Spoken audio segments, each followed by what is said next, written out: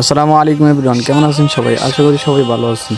আজকে আমরা চলে আসলাম লটকনের খুঁজে লটকন বাগানে। বাগান থেকে লটকন খাওয়ার স্বাদই অন্যরকম, তাই আমরা লটকন বাগান খুঁজতে বের হয়ে গেলাম। নরসিংদী সাগর কলার পর যে ফলটি বিখ্যাত তা হলো লটকন। পাহাড়ের আঁকা বাঁকা রাস্তা দিয়ে লটকন বাগান দেখতেছি আর মালিক খুঁজতেছি। এই এলাকাটা আমার কাছে অনেক সুন্দর লাগে। এখানকার ঘরবাড়ি, গাছপালা, প্রকৃতি অনেক সুন্দর। এখানকার প্রতিটি বাড়িতে লটকন গাছ রয়েছে।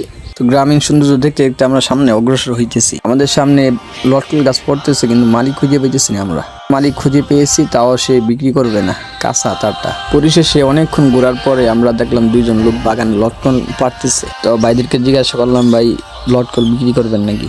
ভাইরা বললো হ্যাঁ বিক্রি করবো। তো ভাইরা বলতেছে আমরা বেশিরভাগই বাগান কিনে ফেলি।